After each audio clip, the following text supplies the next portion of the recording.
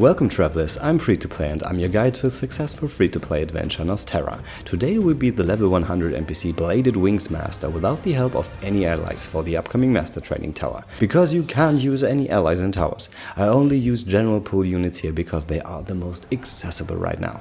So last time I did survive with only Tressa and 1 HP and it was a mess. But this time I promise it is not as depressive as the last one. And it's so good to see that the power curve just rised so much over the last weeks. I had to use 5 allies to even get enough of the defense buffs and the elemental attack buffs and dark resistance down too and all this stuff.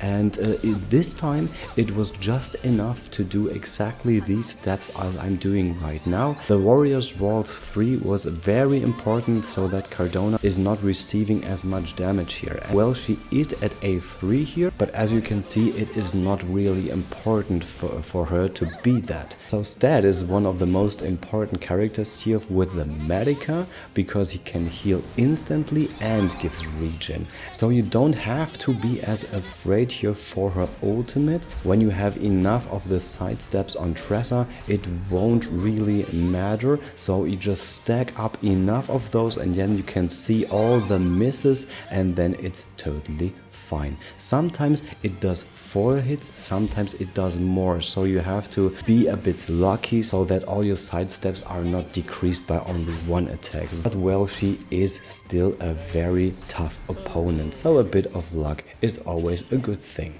Okay, let's get in turn 6 here, and this is a turn where I mostly go for the break or have my team prepared so much that I can do really high damage, but this NPC is just very powerful, so it is more important here so that every one of your units is still alive and have enough debuffs on him and buffs on your side. So it is a good mixture of all 3 elements here. Okay, now let's go for the break, the Rondo of Dawn, which increases the BP regeneration. And for Tressa, this is a very good thing because then I can stack even more evades. And this is just making this battle very laughable at the end.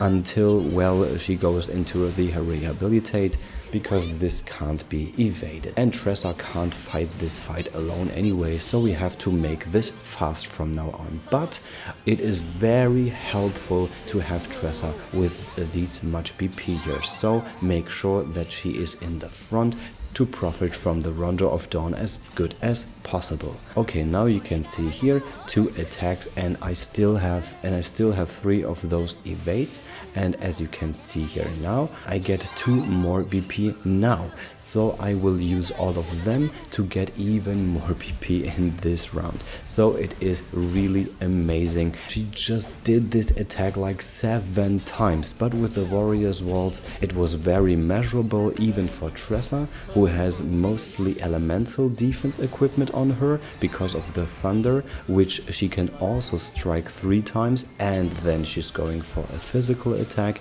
but most of the time Tressa is evading that one. Okay, now we're going for 4 strikes again and we evaded every one of them. Now we're going to make the masterful move to make Tressa even stronger.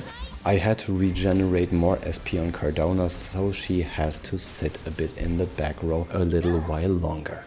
So I remember this Thunder Flash did more damage in the past, but now it got weaker because we have just better equipment. So it is very nice to see here, as I said in the beginning, that you can deal with her properly now without using any allies, as you can see. So Tressa has 2 evades left, but Cardona is at full HP, so I just did the Holy Remand on her again, and the Warrior's Waltz was still on Cardona, so it was not as much damage as I thought it would be. So I reduced all her shields to 1 now, and we're going for the last break. The Child of the Dance here to buff all the important DPS here, and I use the Dark Scar from Jelmela to have a chance to get bleeding, and it worked here. So Stat does 30% more damage. Otherwise, maybe I couldn't win this fight here, but I can't say for sure, so I just continue here with the Rondo of Dawn the second time. It is not as strong as a full BP version of Spell Song, but I don't have enough BP, so I just used it a second time because I have her ult at U10. So she's not down yet, and the provoke was on Cardona, so I should have healed her instead of attacking in the last turn. So maybe you learned of my mistake, but I was very lucky that all my important units survived, and so I prepared every of my units to do enough shield breaking on her, because I thought maybe I can get her into the next break, but this wasn't possible with 18 shields left, and I only have 3 turns when I count Tressa's Hang Tough in.